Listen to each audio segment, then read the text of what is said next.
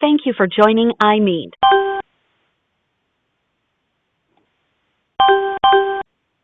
This meeting is now being recorded.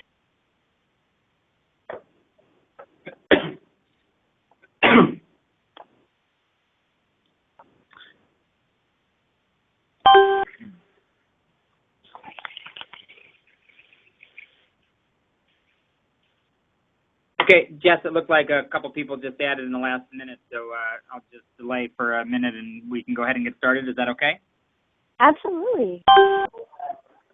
Hi, this is Maha. Good morning, Maha. Morning. We're just waiting for a couple more people to potentially join, and then Dr. DeMarco is going to get started.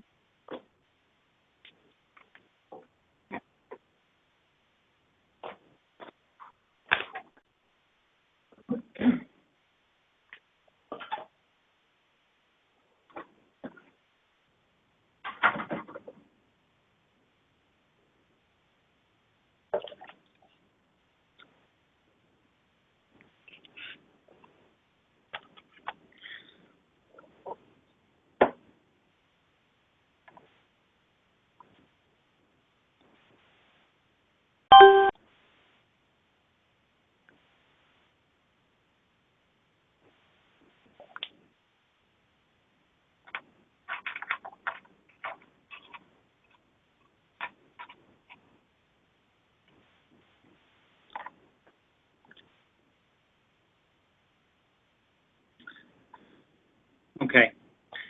I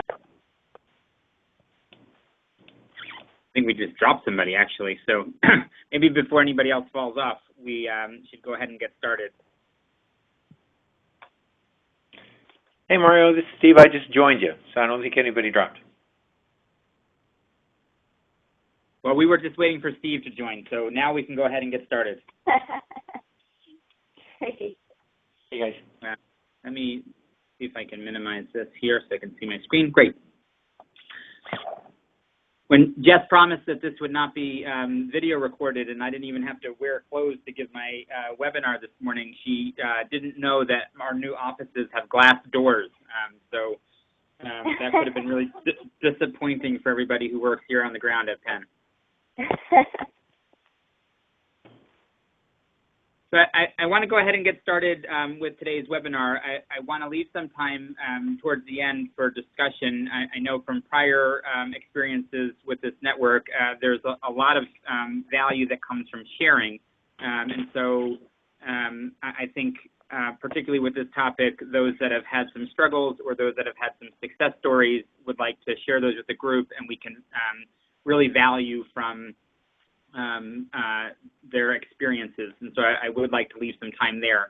I did want to frame today's webinar around one of the 4 content areas of the IMPLICIT ICC project, which is specifically around family planning and particularly around LARC. And that is a hot topic for our network. It's a hot topic in the current insurance and political climate, and it has been talked about at many times by many different members of the network. I specifically wanted to focus today on overcoming some of the more logistical barriers that do occur with our patients' ability to access LARC, and talk about some of those challenges and some changes that may be occurring to make that hopefully better in the future, but certainly to be prepared as physicians and advocates for our patients.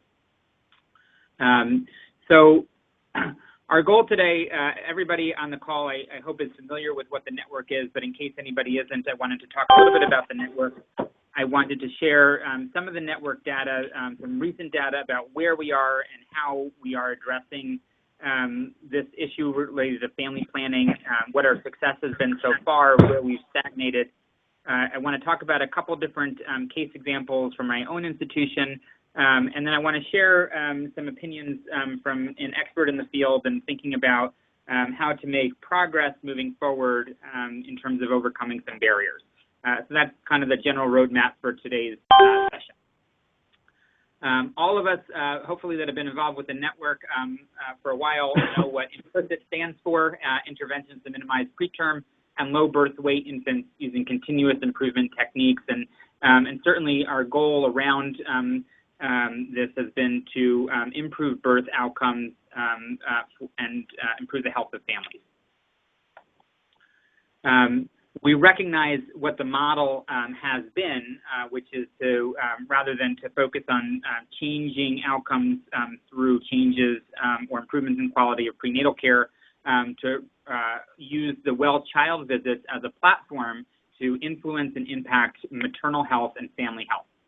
We know that moms are present when they bring their children to well child visits. That event happens around 92% of the time across the network. We understand that mother's health and behavior can directly impact on the child's health, and those are both positive and negative. We recognize already that things like exposure to tobacco smoke, maternal depression can have negative physical consequences for children, and so it is within reason to understand that really providing full spectrum health to mom can improve health and outcomes for her family. And we recognize that this model is both not only logistically feasible, but has proven to be feasible in a primary care setting.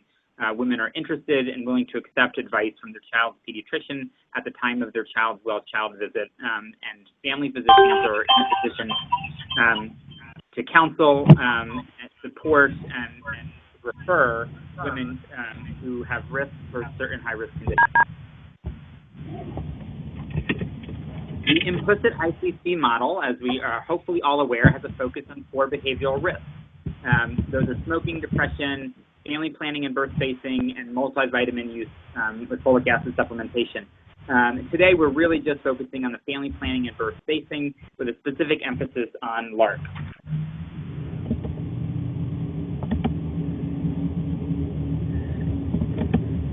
We understand that unintended pregnancy and short interval pregnancy can increase the risk of low birth weights and prematurity. We have tried to impact that during prenatal care, and we've recognized that all of the counseling that happens in an antenatal period has not been shown to impact postpartum contraception use or long-term pregnancy spacing. We rely on the fact that women may show up for their postpartum visit at 6 weeks, and then at that point address the issue of contraception for many reasons, including the fact that it's not valued, there may be insurance barriers, they have an infant at home, they don't recognize the importance, providers are not accessible, the continuity provider may not be there, a lot of reasons why that actually doesn't happen. Many women, in fact, most women miss their postpartum visit. So our network focuses on looking for contraception use, providing education about pregnancy spacing, which most women are interested in hearing about at the time of pregnancy or the time of immediately after. Our goal is to offer contraception, and that is either to provide it or to arrange for that, with a particular focus on encouraging long-acting reversible contraception. This is not a network opinion. This opinion is consistent with that of ACOG, who also recognizes the advantages of long-acting reversible contraception and the desirable both physical effects, the effects on birth spacing, and the cost-effectiveness of using those methods. So how are we doing as a network? The next set of slides will come from our ICC. So I've been asked to, if anybody is commuting to work or at home with child or something, can you just mute your phone? There's apparently a little static on it. Thank you. So the next set of slides are from the most recent version of the ICC report. So this comes from the entire network. This is not site-specific, and some of them are continuous over time, and others are just a snapshot. So the question from the report is, is mom using contraception? And so you can see the data here. We do okay, and with some things, and not great with others. And so we really want to focus on the black, red, and green lines. Those are actually all forms of contraception, whether sterilization, LARC, or another means. Interestingly, the other means tends to represent the largest of those alternatives for women. LARC represents the second highest option for women, and there's still a fairly significant proportion of women who are not using contraception, represented by the blue one. There's a couple interesting things to note about this data trend, which, to me, this has been the same kind of data trend that's existed for a long time in the network. There is low initiation of LARC at the immediate newborn visit, and that number tends to be around 10 or 11%. And that number rises over the next couple months, as you might predict. Women come for their postpartum visit, or there's some time to counsel about LARC and arrange for that. And then by the kind of 4-month visit, it really plateaus at around 25%. And we don't seem to be increasing uptake of LARC after that point. And this is not for individual patients, but for the network as a whole. So some people may discontinue their LARC and others may continue it, but the prevalence of LARC use tends to be consistent around 25% in the 2 years of follow-up at well-child visits. Interestingly, the drop in terms of those that are not using insurance represented by, or not using contraception represented by the pink line, tends to correspond with the uptake of LARC. So many that are not using contraception in the first, 4 to 6 weeks may be LARC intenders, and that may represent that group right there. But there's still tends to be about a 25%, 28% rate of women not using contraception even throughout this period. So when asked about what that metric is, not just at one visit, but at all visits, this is cumulative data, and 12,000 responders, about 22.6% are using an IUD or implant. 9% have chosen sterilization. 36% are using an other method, and 28% are not using contraception. And so I think that there's real room for improvement to increase the utilization of LARC in a population of women who are essentially an infant or toddler who are thinking about contraception. And those are the 28% who are not using contraception and the 36% who may be using another less effective means.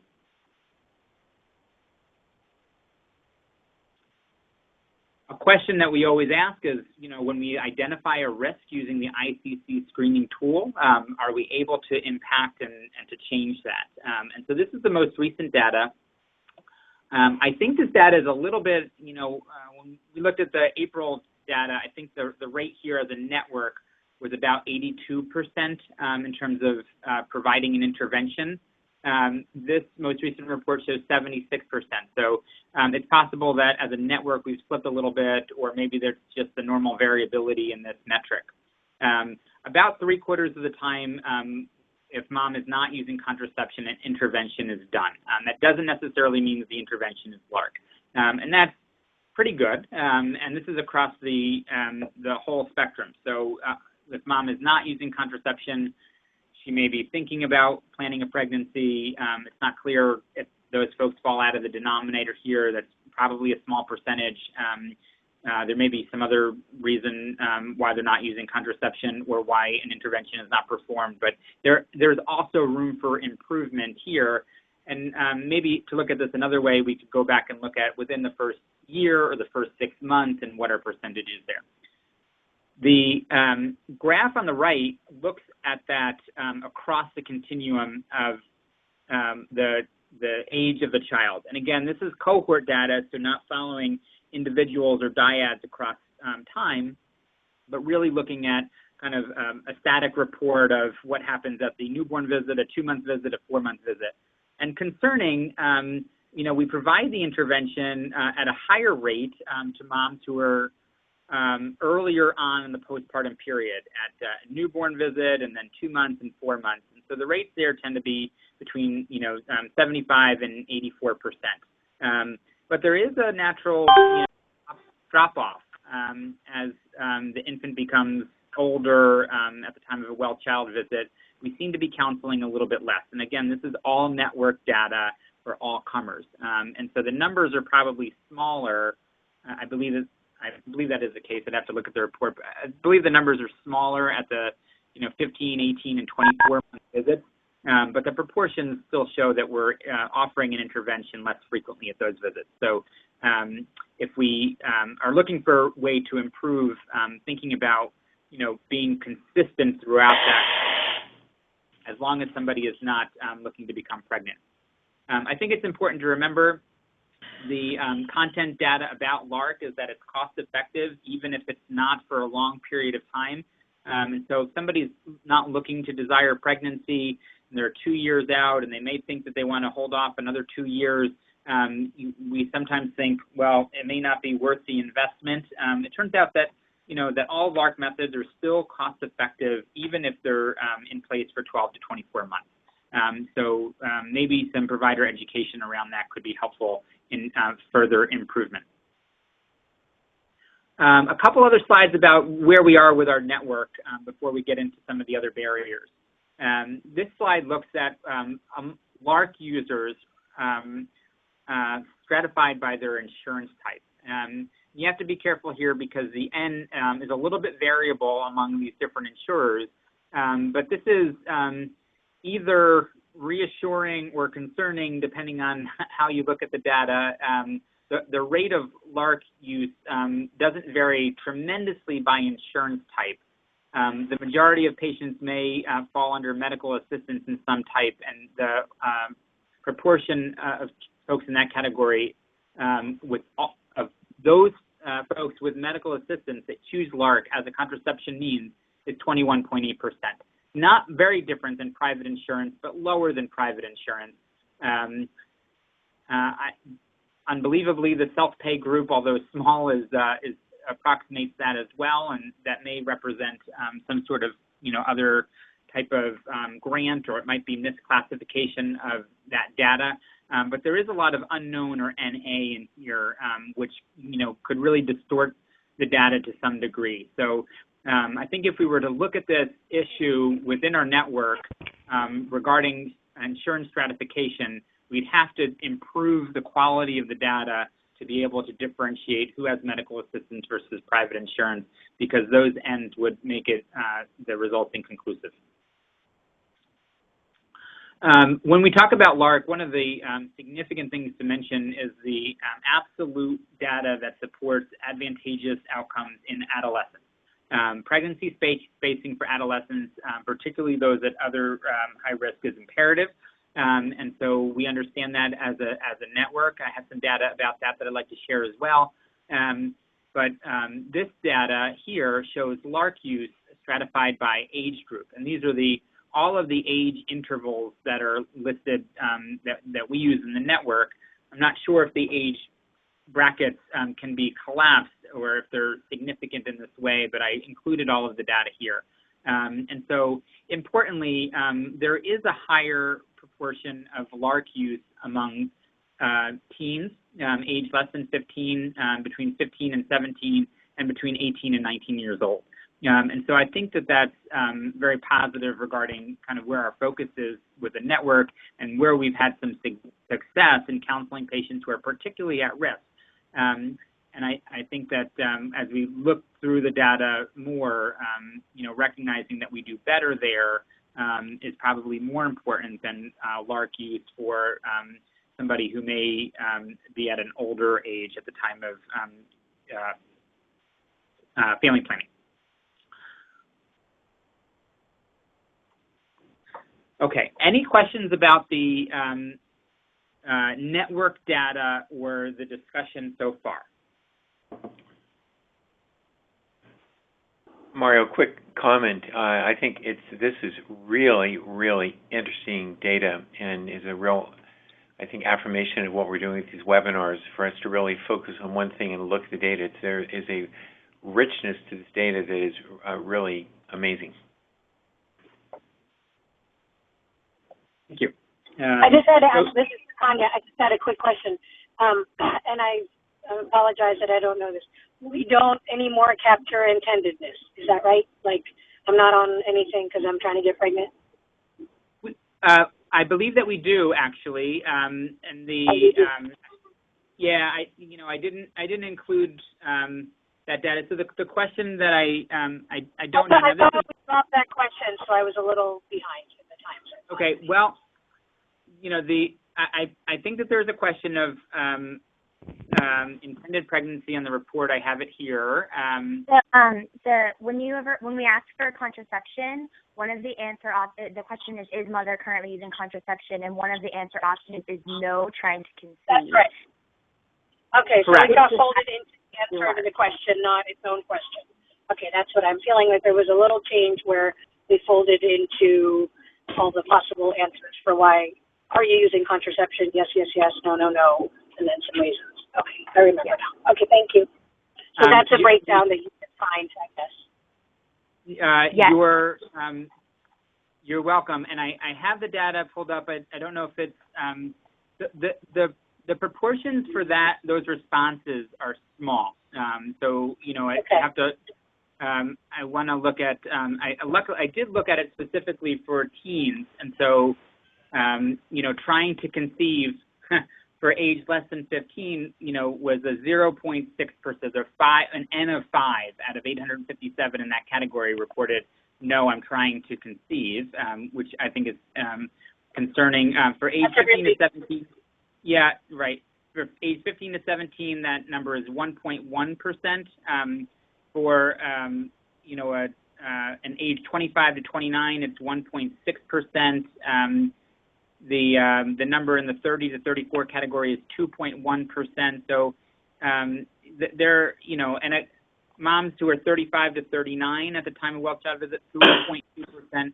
So and then it drops back down in the next category of 40 to 44, so back to 1.4%. So the max kind of representation in that category, Sukanya, is about 3%.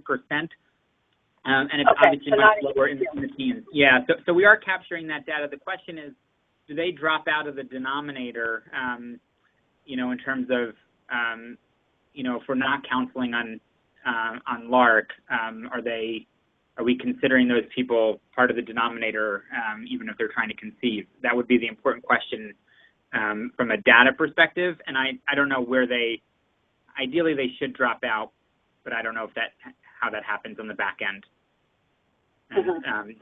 Jess or Maha or somebody might know a little bit better, but the reality is that these are very small cell sizes, so it's not going to change our overall proportions. So it's still a good chunk. Just don't have anything and no apparent reason we can capture right away. You'd have to delve into why or whatever. There's some barrier there. Why, whatever you said, a third do not have anything. Yes, and there's a proportion that are just not using contraception, which is we're showing the data shown here are just looking at kind of the prevalence of LARC. We could look at the inverse, which are people that are not using contraception, and then which I think is actually what you would do. I think if you're exploring this, looking at the people who are using LARC are not going to give you great information about your barriers. It's looking at the inverse, which is that proportion of people who are not using contraception. And so you're great. Yeah, you're that was right. what I was saying. Is it? That's the folks that you're like, why? What is it? Are you trying to get pregnant? No.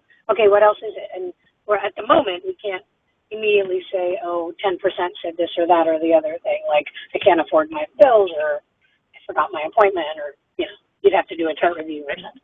Right. Yeah, and I don't think we have that data. And of course, for instance, if you look at the inverse of the data shown here for age less than 15, this does not mean that. I have to do quick math in my head. 64.2%. Are. Wow, that was good. I may have just made that up. I just know nobody else can do the math. Yeah.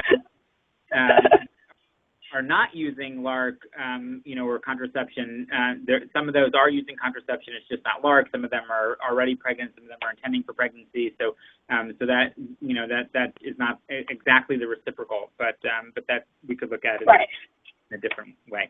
Okay, sorry. Go ahead. I just was Yep.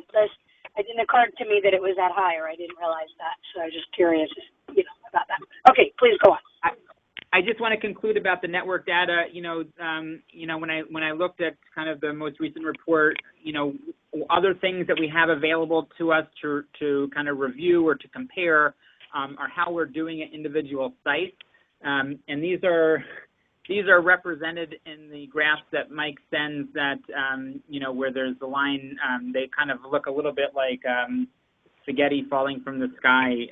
The lines go up and down, and there's many different colors, and they all. It's very hard to sort through that data in the way that we currently track and record that, by site. And so I think if we are looking to do something more with this data, trying to dive a little bit deeper, we're asking some kind of hypothesis testing questions, or looking within a subset of this data to try to tease out some of the answers, among, teens who have Medicaid insurance, how is University of Pennsylvania doing with, with LARC access, and how can we improve that over time?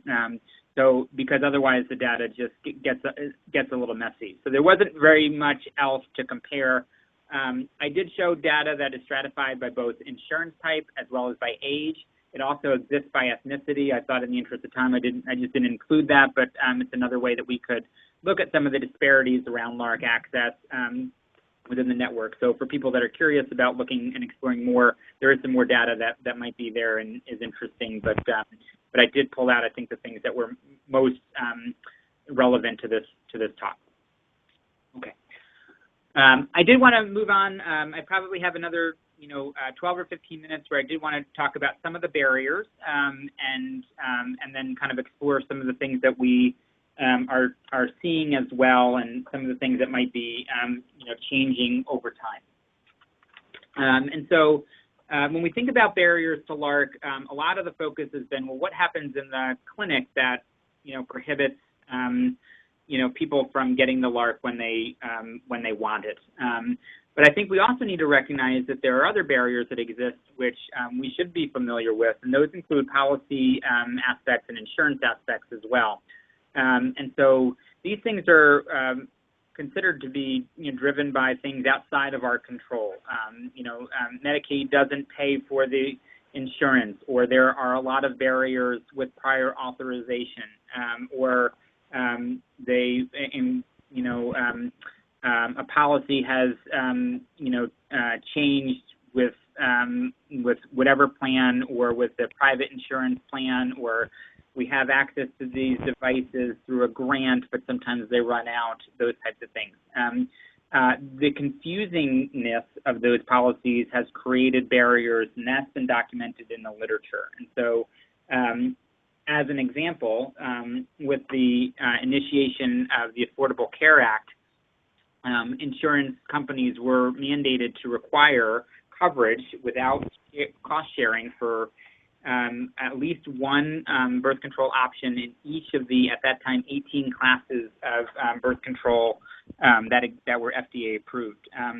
That would have eliminated barriers, one would think, but it did also allow for insurance companies to place requirements, prior authorizations, new rules that created other barriers. And those are the things we're looking to kind of identify and overcome.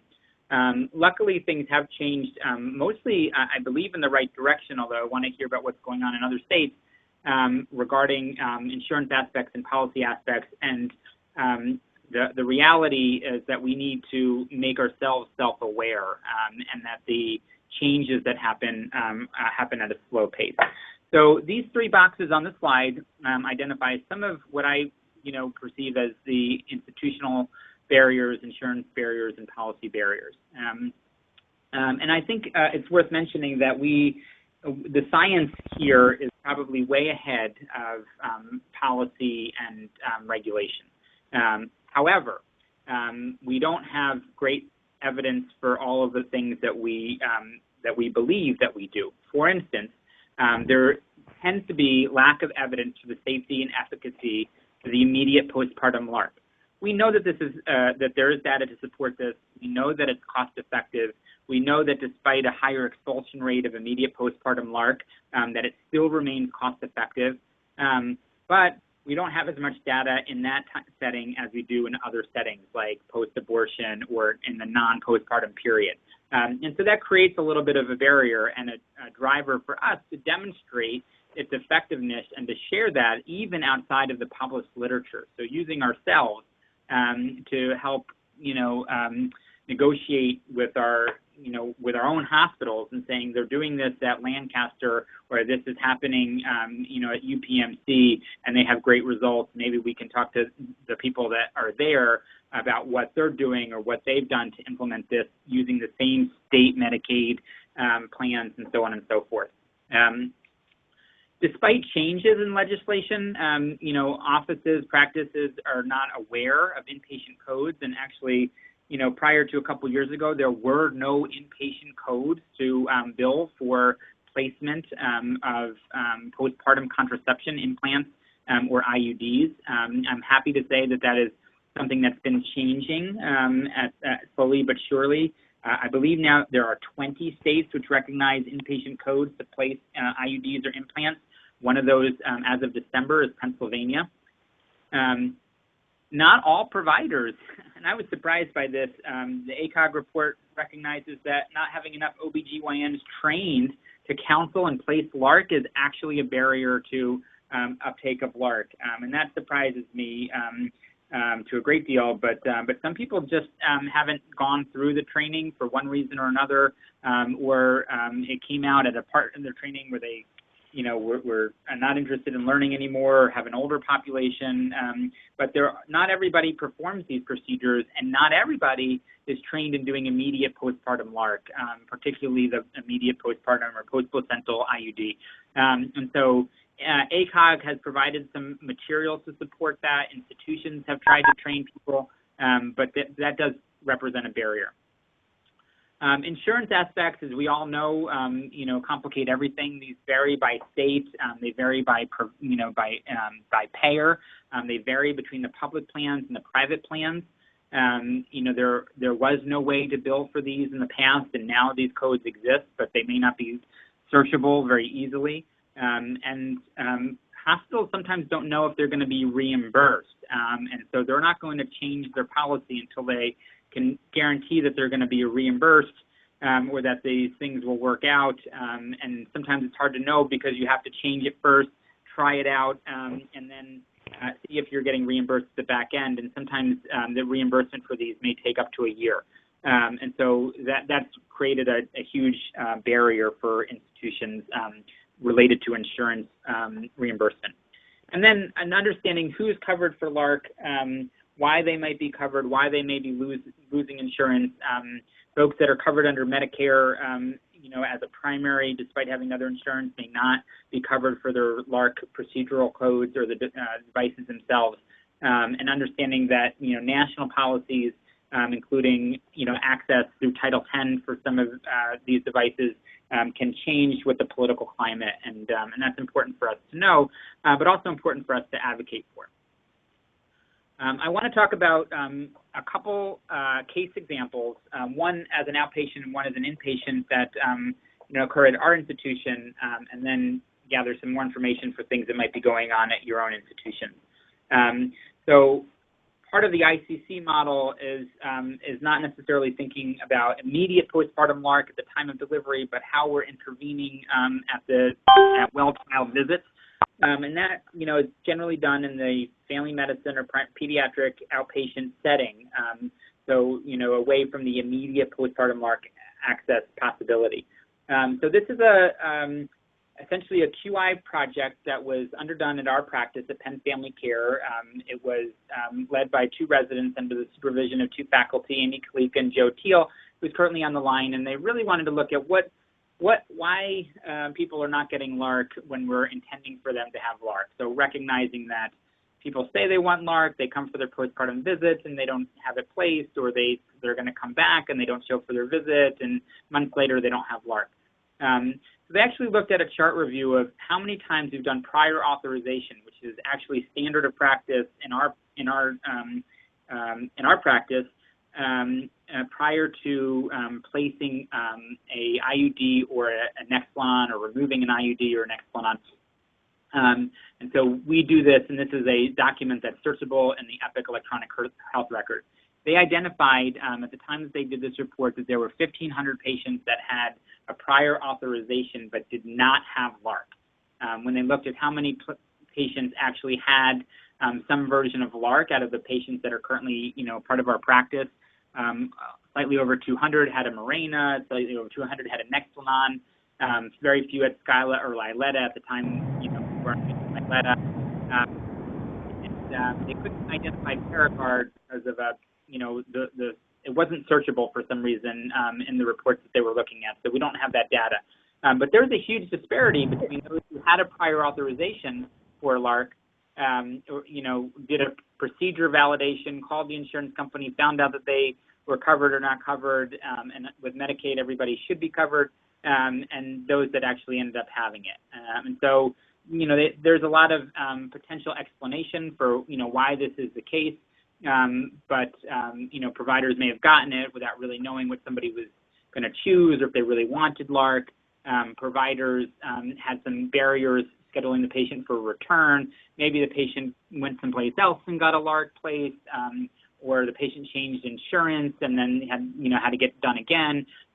Maybe they came back and we were out of stock. There's a variety of reasons that they looked at as part of this rapid cycle, iterative kind of, process improvement. But what it really comes down to is that if you want to improve, rates of LARC, just like ACOG recommends, you should think about doing that on the same day. Same day as requested, whenever possible, as long as you can reasonably exclude pregnancy at the time. And so I think that's, it's really an important conclusion, but does represent some of the barriers that we have, even in a practice setting that has standard, operating procedures and does this a fair amount of time, and not too dissimilar from what may be experiencing in your own site. I want to contrast that with another case example from the University of Penn, and this time looking, this is kind of on the inpatient side. And I love this data, and I've shared this data with the network before, but this is data that is from Corey Schreiber, who's a family planning specialist and an advocate for LARC, and and somebody who has been leading policy change in the state of Pennsylvania and helping other institutions for a long time. And so this was data that was collected as part of a trial that they were doing for another thing, and they essentially surveyed 100 patients. These happen to be adolescent patients, and so these are folks that were asked about their preferred method of birth control prior to their delivery. And so I think that these were women that were coming into the hospital at the University of Pennsylvania, had not quite delivered yet. All of them were adolescents. And they say, well, what is your requested method of birth control? See the large numbers. So 20, I love that it's 100. So 24 about implant, another 30 about some type of IC. Very few people were thinking, man, I'm going to use withdrawal or pregnancy again after this delivery. At the time this data was collected, our hospital was doing postpartum Nexplanon placement, and that was done on the postpartum floor on day 1 or day 2 following delivery. And so we had access to those, to that type of contraception. But this is prior to the ability of doing immediate postpartum IUDs, and so we were not doing those at that time. They followed these women for 6 months and then resurveyed those women at 6 months. And of those who said that they were interested in doing the implant, 24% requested it, and at the 6-month mark, 25% were still using an implant, and that data is very impressive. Most of those women were likely able to get that at the time of prior to discharge from the hospital. of the 1/3 of patients who said that they were interested in using an IUD at 6 months, none of them had an IUD.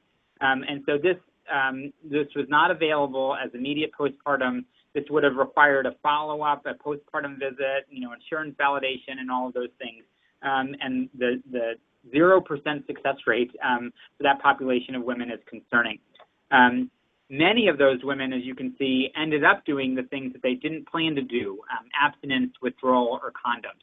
And those folks right there represent probably the likely early repeat pregnancy or rapid repeat pregnancy. And I think that this data really, for me, drives home the importance of immediate postpartum LARC as a method of reducing short interval pregnancy, particularly for those at risk.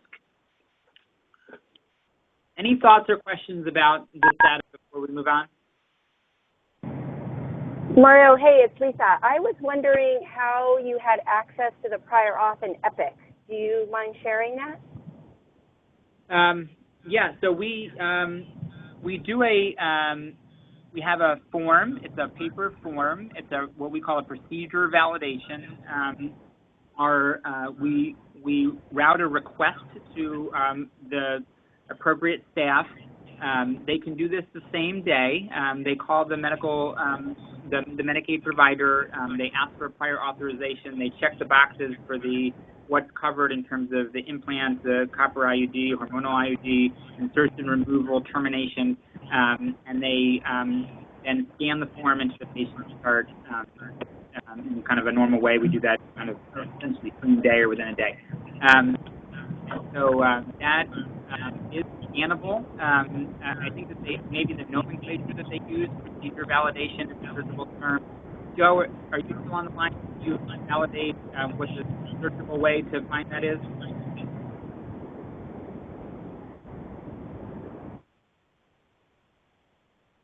Joe, it is on the line, but I don't, So anyway, so it's listed as a scanned document, and those are searchable.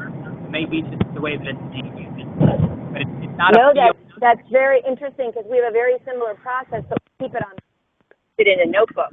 It's interesting, and ours never hits the chart, but that's fascinating. By doing that, it's searchable. So that's actually very helpful for long-term, information like this. Yeah, Lisa, this is Joe. I think it's just the key of keeping a standard reason for call. Every time it's scanned, we use procedure validation, and then we just run reports off that reason for call field.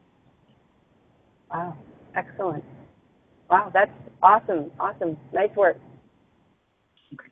So with that, I think I'd like to, pause. I have maybe one more summary slide, but I'd like to hear if people want to share some of the barriers that they're experiencing at their institution, whether those are, pushback from the hospital, the clinic, insurance, whatever, or those that have success stories in overcoming some of these barriers, and then we can learn from those experiences.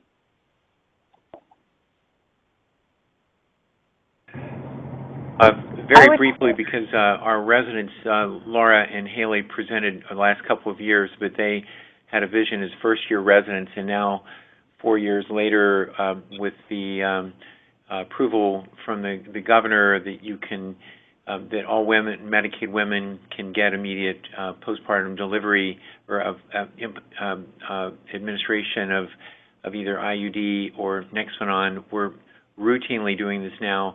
They did a 3-year retrospective study that showed that 54% of intenders never got it.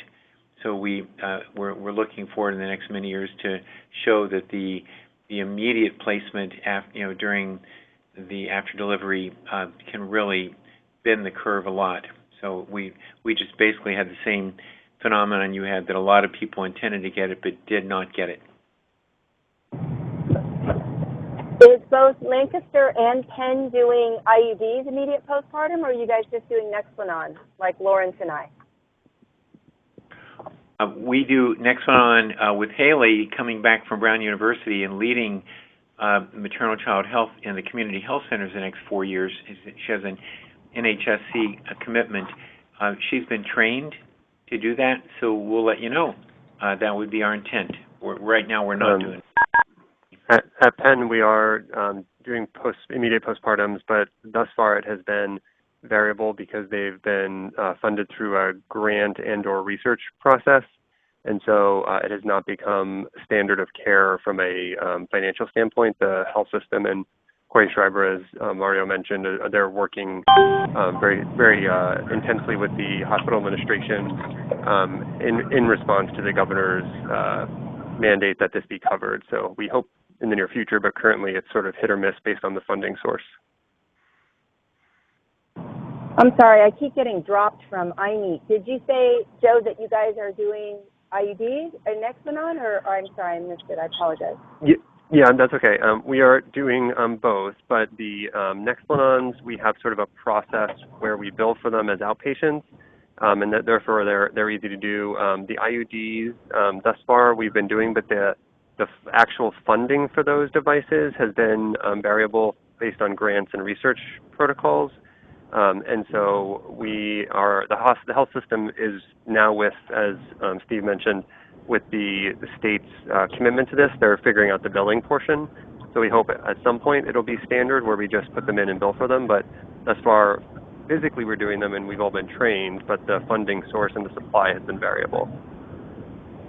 Do you mind sharing how you're placing them? I know this is maybe not part of this, but that's one of the barriers, right, is the training. Are you using a ring forceps and taking them out of the inserter, or are you just physically pushing them up in how Larry Lehman is doing in New Mexico? So we're both. So the family planning division here has been the kind of main push for this, and they do monthly trainings as the labor floor staff turns over. They do train on a ring forceps model where you take it out of the inserter. Some of us, like I personally prefer just to do them with my fingers. I find that I feel much more comfortable with a fundal placement when I can feel it be there, and I can palpate externally at the fundus to know I'm there. So people kind of have developed their own preferences for how the insertions go, but the prep and the sterilization and all that is kind of standard for both. Wow, that's awesome. And have you looked at expulsion rates and infection rates? Yeah, so I don't know the data off the top of my head. Again, this has been led in the family planning department, and part of their research has been expulsion rates, and they're doing follow-ups for every insertion is followed up. I don't have the data in front of me, but if anybody's interested, Mario, I could get that for people. So, there are excellent YouTube training videos, and also showing you how to build models to practice on. I was just going to share that one of the big successes here at Shadyside for our LARC referral is actually scheduling the patient prior to our insurance authorization, so they don't leave the office without an appointment, and then they hand that orange sheet, which sounds very similar to the pen sheet, to the front office, then goes to billing, and then if there's a problem, then the billing person works out with the patient, either needing a scholarship or saying we don't have funding, or referring to an FQHC who has family planning benefit. But our patients are scheduled before they leave. So I don't know if anyone else does that, but we have been doing that now since 2009, and I think that has dramatically increased at least patients getting scheduled to avoid having to reach those patients who often you can't reach.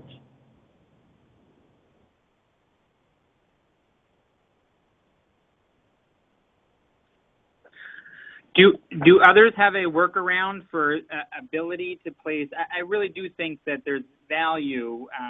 We believe this to be the case. Our data supports this is the case. The ACOG committee of opinion supports that we should offer LARC on the same day as requested. Most, at least the Pennsylvania program shouldn't need prior authorization.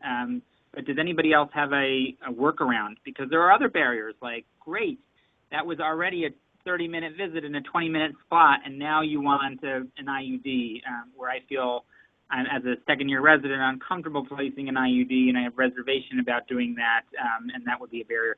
So there are still a lot of barriers, even not the ones that we mentioned, but what have folks done to offer same-day IUD access? I will say, again, it's Lisa, we actually had a resident look into and call every practice in Pittsburgh who places IUDs, and currently there is nobody in the city of Pittsburgh, including our family planning department, who can do same-day. She was looking at emergency contraception, which is why she did the project, and we all know that, Paragard has been, used Sure. for that, and nobody was placing them. And I think the barriers weren't financial as much it was staffing, from what she gathered. But again, we have not succeeded in being able to offer same day. Okay. Hello, this is Julie. Hi, Julie. Sorry, I couldn't tell if I was going through. So I did a presentation on this winter about reducing barriers to LARC access. And I think part of it is mindset. So I'm a Title X family planning medical director. And when I joined that program in 2014, they didn't offer same-day LARCs because no one ever did. And I think by presenting the data and recommending it as the standard of care, as it is the standard of care for the CDC and kind of family planning and ACOG, we kind of bring ourselves up. And so things that we did were, there's always concerns around staff time. So having kits available where all the IUD equipment is ready, but I think really just having people be motivated and knowing that it's the best practice for the patient and reducing unplanned pregnancies. And then once you have successes, celebrating those successes and say, wow, look we got that 14-year-old for IUD in 10 minutes and no one, exploded. Everything was fine. So I think just recommending it be the standard and becoming the first person to do it will help your communities.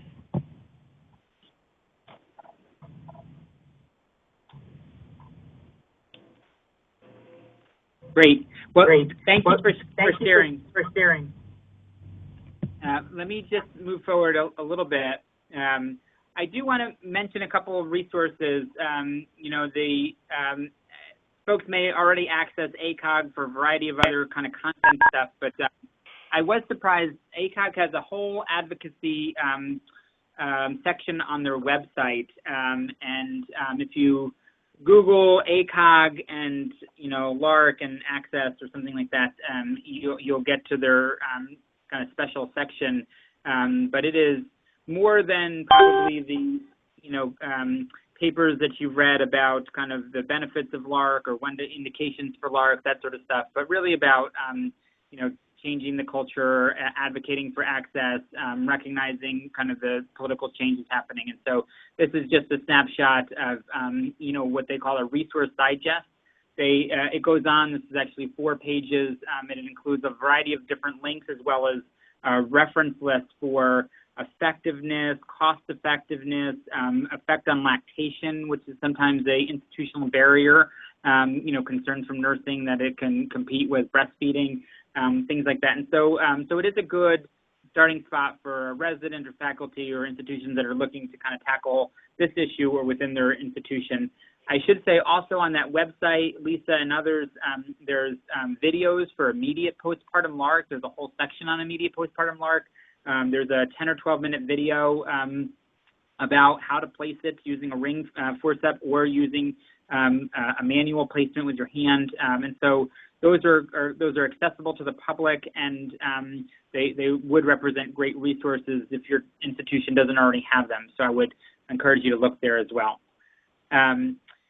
On that website, there is a list of states that are currently supporting or have developed a coding structure and allowance of immediate postpartum LARC or inpatient LARC access. And so this is a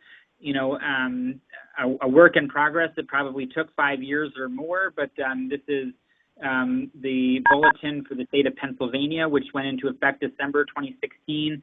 Despite going into effect December 2016, our hospital, which has done postpartum Nexplanon for ages and did them without billing for such a long time, I heard that the bill of lost revenue hit $1 million for not billing for these procedures, and then and only then did they say, yeah, we should really think about how to compensate some of these, or recuperate some of these costs. And the way that we currently do it is to send the Nexplanon to the outpatient pharmacy. It gets delivered to the patient's room through a concierge service. We discharge the patient, so they are currently an outpatient. We go into their hospital room, we place the next one on, and we put the paper in a bin that goes into outpatient billing. And so it's billed as an outpatient procedure, and it's been that way since December 1st, 2016, and long before, but in that 7 months, it has not changed, despite the fact that the law now allows us to place them whenever we want postpartum and to bill for that service. So just an indication for even places that have the culture to do this, the support to do this, and have been doing this, the rate of change is really slow, and there are many barriers, which is my final slide. So when we talk about barriers to LARC, it's still complicated. Even my colleague in family planning, who specializes in trying to spread the good gospel of LARC and the value it has for women's health and for society, says that there's really no easy fix. That, despite the fact that we often talk about these in our own echo chambers within our groups, our family medicine OB, amongst our residents who advocate for these issues in our own implicit network, that there are other stakeholders, including the pharmacy folks, the nursing folks, nursing leadership, hospital safety, hospital administration, and the financial folks who may have reservation about these interventions and about changes in these procedures, even in the office setting, particularly if you're part of a large health system. I think in the green box are my final conclusions. We as healthcare providers need to advocate for coverage and appropriate payment and reimbursement. ACOG feels similarly that their group of obstetricians and gynecologists ought to understand that when indicated, these things should be covered, and we should advocate for them to be covered. And going to the state Medicaid providers, working with the Department of Health, talking with the health commissioner, are ways to overcome this, and this was a will of the governor in the state of Pennsylvania. It was interestingly a lot of work about how to, what is the implementation science around improving access to postpartum LARC. Some of this was published in the Green Journal in January of this year, looking at kind of a mixed methods review of different hospital systems that were trying to implement postpartum LARC and what the barriers and facilitators of success were. So that's a very interesting paper for people that are interested in that aspect of implementation science. But like as you would expect, all successful projects need a champion. And that champion should include representation from our MD group of colleagues, nursing, and particularly pharmacy to get those people on board.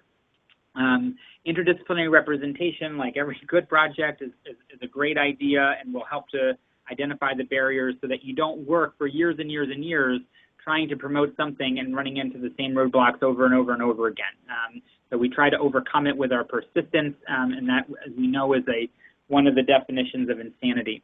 Having institutional buy-in, particularly from leadership, and particularly, as Julie mentioned, the culture needs to change to say, we're just going to do this and worry about the repercussions later, can really be a facilitator. And then, as we talked about, having the financial reimbursements always makes everything easier. But knowing that you're going to be, that you're going to start offering a $600 device, and that you may or may not be reimbursed for that, and you may or may not know until it's too late, is definitely a risk for hospital systems or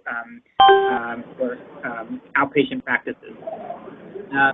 And then educating everybody, including the staff, the community, the patients, the residents, about the advantages of LARC, about the safety of LARC, about the effectiveness of LARC, about its use as a form of emergency contraception, about the fact that it can be placed on the same day, and that you don't need to wait to screen for sexually transmitted infections. You can do that at the time of placement.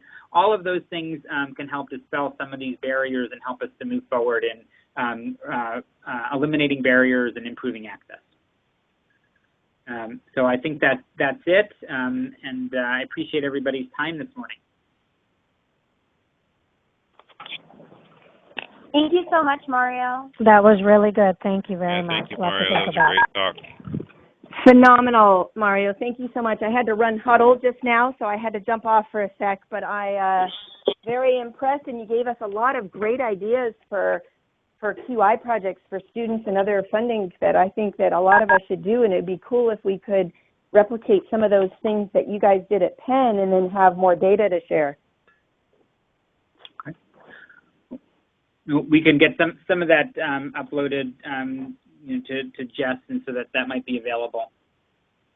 Mario, it's Corey. I wanted to clarify. You said that after December 1st, nothing had changed.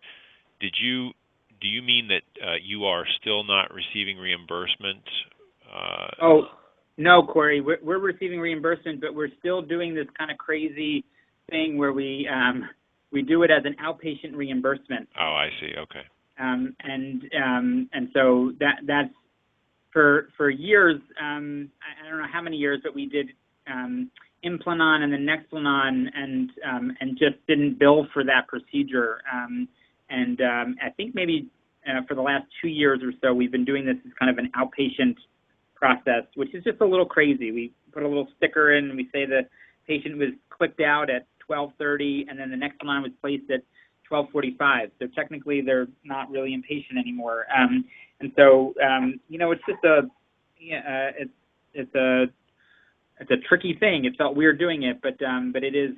We did it literally as an outpatient procedure, even though it was still in the patient's hospital room. We don't have to go through those hoops anymore, but it hasn't changed as of yet. Theoretically, it should be changing July 1st. There's a committee that's working on that, but just to hammer home the point that change is difficult. Right. Are you saying, I'm sorry, Mario, just to clarify, because we are doing inpatient now for the last year, and I've just requested the data to see how our reimbursement was. But at UPMC, if you're not reimbursed, you're cut off. So my presumption is that we've been reimbursed. Our issue was that not all insurers were responding, and as of January 1, we all know it was approved by the governor, so we should be yelling out to do all insurers. But are you saying it was a local Penn problem, or you actually had trouble with inpatient reimbursement? No, I'm not sure that we had trouble with inpatient reimbursement, but I believe that the Pennsylvania change in policy that happened in December was for the Medicaid payers, and it's not clear that the private insurers have followed suit with that. Or you? I don't, interesting. I don't know. Well, UPMC, that's interesting. UPMC actually likes to be up with the top 12, whatever that means, of the people that are doing things. So they actually came to McGee, not the top UPMC 10. Health Plan. They didn't shoot for the top 10. Well, I'm saying, no, I'm joking. I'm saying other hospitals of the same caliber were reimbursing for immediate postpartum contraception. So UPMC wanted to be part of that list. So they actually came to McGee Family Planning and said, I want you guys to start doing this. I mean, that's like unheard of, but that's what happened 2 years ago. And so UPMC led the way. I don't know about Blue Cross Blue Shield. So all UPMC patients were able to do immediate postpartum contraception. But of course, they're still working on post-placental IUDs because that has to do with most of the senior obstetric faculty being very senior, and they weren't comfortable. So. Anyway. Yeah, I think that the codes do exist. Whether or not they were reimbursable, that structure as far as the Medicaid payers, I think was effective December 1st or January 1st of this year. So I don't know if they were being reimbursed or if there was a specific about kind of making that retroactive for some period of time. But my sense from talking with Corey Schreiber is that that once now that the Medicaid payers have agreed to this and a code structure is in place, having the private insurers just do what is now standard, and so my understanding is that they have not been doing that yet, but I don't know that specific.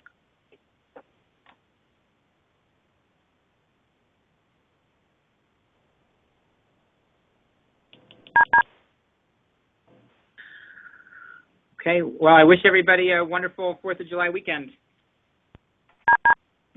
Great. Thanks again so much. Bye. Bye-bye, Kate. Bye.